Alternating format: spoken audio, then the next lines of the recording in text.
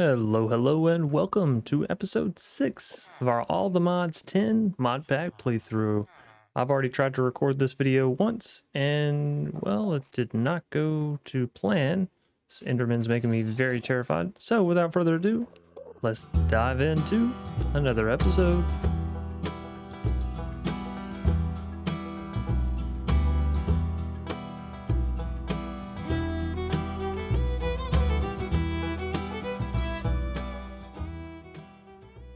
So yeah, this episode's probably going to be a rather short one, and I mean seriously rather short, because I just tried to record this whole thing, only to realize that I was muted for 35-40 minutes of it.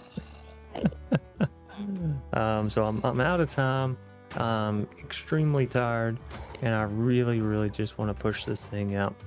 So if it sounds like, I'm a little exasperated going through this stuff, it's because I am. And if I skip over something, I do apologize, but I literally just gave it my all, So what we have here that we've done in between episodes is get into auto crafting with applied energistics 2. So this is essentially the smallest little form of what you'll need in order to get started into it. So a couple of pattern providers, a couple of molecular assemblers, and then a crafting co-processing unit and some kind of crafting storage. Now the way that this all works, the molecular assembler is kind of the hands of the craft. This is what's actually putting it into a crafting table and giving you your result back. The pattern provider does just as its name implies, and provides patterns to various machines. So in this case, the molecular assemblers. And basically all it does is say, take the items that this pattern has within it, right? So for the glass, it has quartz glass as the recipe. And then we're going to be using 5 quartz dust and 4 regular glass to make this, all right? So basically just send the 5 dust and send the 4 glass in, and it should return 4 quartz glass back. That's essentially what the pattern's saying. And so whenever we go in here and we try to craft something up, let's go applied. And if you want to craft something but you already have some in the system, you can hit middle mouse button. And then let's just say we want to do 12. We don't have enough glass. Really? I just went through this process because obviously we just did the last episode, but that's fine. Here's some glass for you. So middle mouse click, let's do 12, hit next and start. And you can actually see it here, well, very briefly, as it's crafting. So let's see if I can do one of these. I can, awesome. Let's hit start, and you'll see it's crafting the components. And there it goes. So yeah, you can literally see your craftings happening in the world, I guess, if you're ever curious as far as whether or not it's working. Then basically we have it set up into a channel system, which we'll work on this as it gets bigger. Really, these two should be on the same small network and then into the large. But all you really need to know, at least as far as from me for channels go, if you want to get a couple extra cheat channels in on one side, throw down a controller and throw down a smart cable that leads into the rest of your glass cables, and then I could sort of split off from here if I needed more stuff. But yeah, that'll give you a couple more channels that you can use for various things. Because of course over on this side, we're using channels for the honeycombs, right? Now, I'm sure I could export bus all of these combs in one to save us on channels as well, and then just put that into a chest, and then from that chest, separate it out into the centrifuges. I do whatever you want to do, okay? It doesn't really matter as long as you're getting the end result that you want. And we are, so whatever. So that's the applied energistics 2 process, or progress rather. And then a couple other things if you really want to save some space, save some types, really, not necessarily space. I mean, you are saving space, but mostly for saving types. I recommend getting an Armory cabinet. Now what this will do, especially if you throw on a fuzzy card upgrade with it, so that way you can set this to filter, or rather match any fuzzy comparison. So sometimes you can split by damaged items at 75, 50, 25, and then match any. We want to say match any. And this is going to take all of our tools and equipment, so to speak, excuse me, and store it in a large manner. So if we take a look at the armory cabinet, well, it doesn't say it in here, but it can hold like a couple thousand items, and all the NBT data and all that kind of stuff. It gets saved and stored with it, but it doesn't matter, right? Because if we tried to do a gold helmet here, we'd have one here, and then if this one had one less durability, it would require a whole nother drawer. So this is essentially a drawer system for your equipment. So yeah, and then same thing, you just want to have a storage bus. You want to set the priority to higher than 0, and then you're good to go. For bees, this is our setup. I know I've showed it previously, but the combs that we collect up top get sent down here and then auto processed, and that's how we have our automatic diamond, which we kind of discussed in the last episode. But here's the actual production form of it, right? So we have bee set up over there. We have diamond comb being sent into the system, and then this is a good example. It goes through, occasionally it turns into wax, and occasionally 20% of the time we get a diamond. Now obviously this is pretty slow, but we can increase it, and that's why we also have the draconic bee. So that's kind of the end all be all bee, not to be confused with the ender bee from earlier that we needed to get to the diamond bee and all that stuff, because it is very similar, or at least it looks like it. For the draconic bee, you'll need an obsidian nest, dragon's breath, and yes, of course, you can only find this bee in the end, so make sure you go to set your nest there when you do. And yeah, draconic bees operating in the end do not need any flowering, as they're absorbing the draconic essence from the air. However, if you're outside of the end, you will need a pollination source, and if you click on them, you'll see that the pollination source is a dragon egg. So make sure you pick up the dragon egg. Ours in this world, like we saw, went back to the spawn, and so I had to go find that, but no big deal. And then what you can actually do with this draconic dust is you can combine it together into a draconic chunk, which then you can use to upgrade your hives to being a bit better. So this will make it to where all of our outputs are comb blocks instead of just honeycomb. So it should be a pretty big boost in how many materials we get per operation, right? And then it also increases the speed and the production amount here.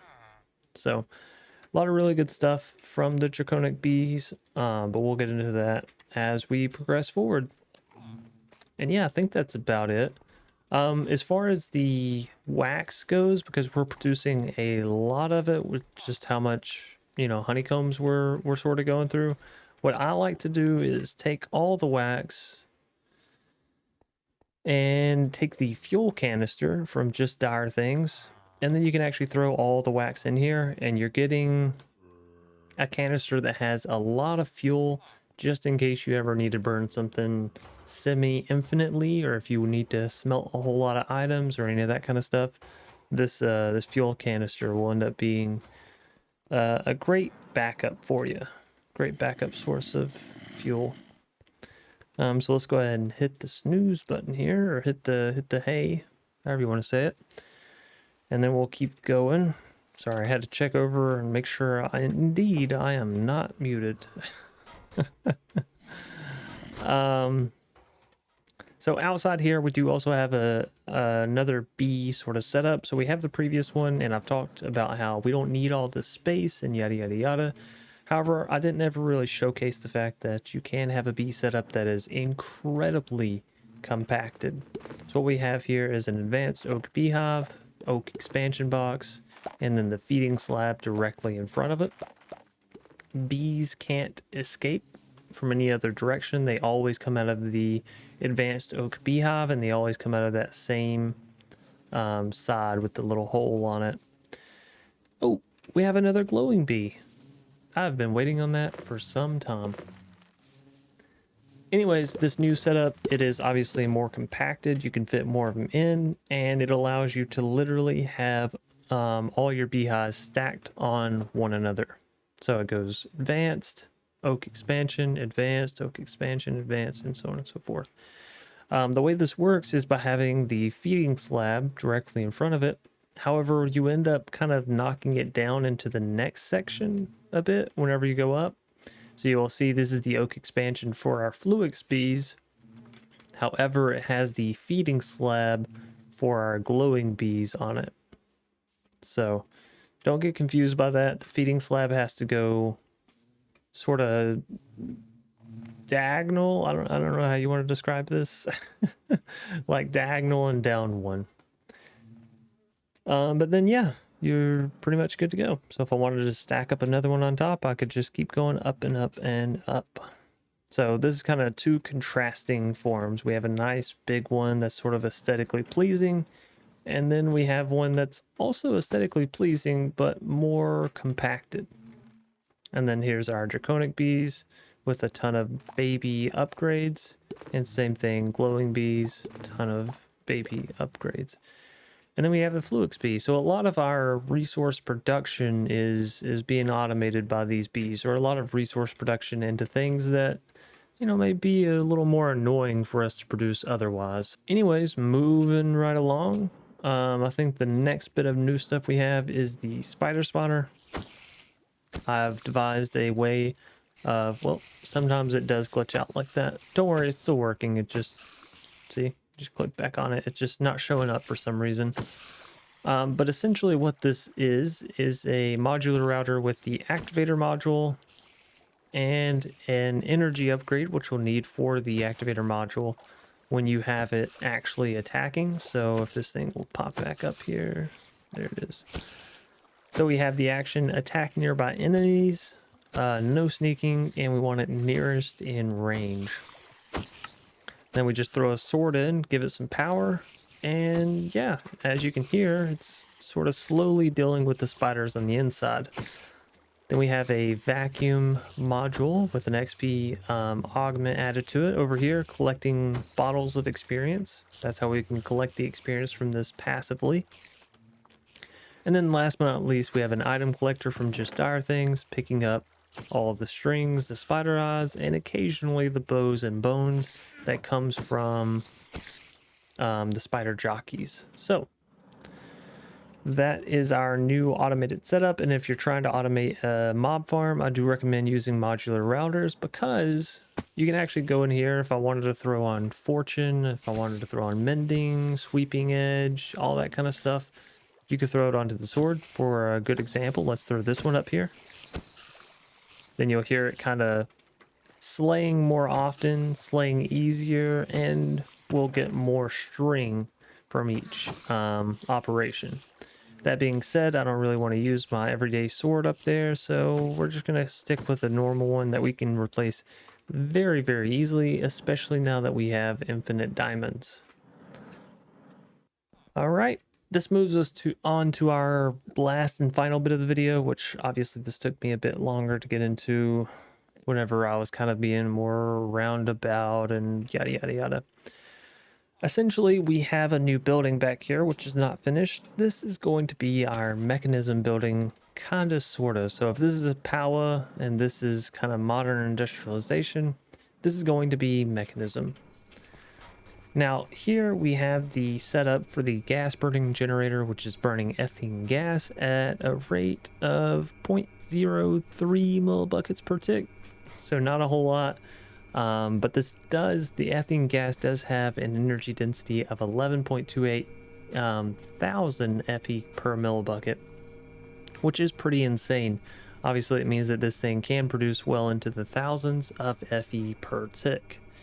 So if you're looking to go for a good power generator that is not power, I do recommend going for the gas burning generator, given this is basically comprised of stuff that we've already done before, and we did it very early on in the mod pack. So in order to make this ethane gas, you'll need a pressurized reaction chamber. and you want to put in biofuel, hydrogen, and water. Water is probably the simplest there, right? We'll just have it coming in this fluid pipe coming straight from a sink, which has infinite water. Biofuel comes from crushing anything organic. So here we have sugarcane. It's being crushed down, turned into biofuel, and exported into this drawer. And then the drawer is sending it over. And then last but not least, hydrogen, which we can get from this electrolytic separator. It's the same thing that we use to power our jetpack. So if I throw this in, we can literally come over here and start charging our jetpack up off of our gas burning generator setup. Yeah, and then basically this is going to also output some substrate. I just have this going into an oak drawer that has a void upgrade on it. If we ever hit 2,000, cool. We won't need 2,000 of this stuff. But essentially, the substrate is what allows you to get into the HDPE pellets, which of course allows you to get into the sheets, which allows you to get into all of the mecha suits and the modules for the mecha suits, like a lot of the end game mechanism cool stuff. So that's what you'll need these substrates for. I'm not gonna mess with them right now just because I don't really care about the end game stuff. I mean, I do care about it, but right now we're focusing on like mid to end game stuff, not just straight end game. Anyways, then over here I have a very simple obsidian farm. And the way this works is we have a modular router with a dimensional tank filled with lava on its backside. And then inside we have two activator modules. The first one, it's kind of backwards, but it's okay, is an activator module that has a empty bucket whitelisted. We have an action of right clicking and looking level. What this is going to do is when I have the machine on, it's off right now. It's going to take a bucket of lava from here. It's going to use the bucket in the buffer, and it's going to take a bucket from the dimensional tank. Then it's going to use the other activator module, which is whitelisted with a lava bucket, and it's going to right click in front of. So you can see here, this is front, lava bucket. This is back, right, with an empty bucket. So the empty bucket needs to be facing your lava tank, and the open bucket needs to be facing your water source. Because here we just literally have water. This is a source block up top, and this is just a flowing bit of water down below. So if I turn this on, you'll see picks up the lava from behind, places it in front. Since we already have water there, it immediately turns it into obsidian. Then we have a simple block breaker with a very basic diamond pickaxe on it. Honestly, the efficiency is getting pretty low there, but that's because we already have gone through this process a ton. And yeah, now we have 440 obsidian. You can enchant this diamond pickaxe to make it faster. So we have efficiency on ours, and that just allows the system to run through a bit faster. We're going to set this back to never, but then yeah, we have an item collector from Just Dire Things. It's picking up the obsidian and sending it into the drawer. And again, this is probably the simplest obsidian farm I could think of. We just now really needed to start getting into obsidian because these void upgrades from functional storage, as you can see, require 8 obsidian.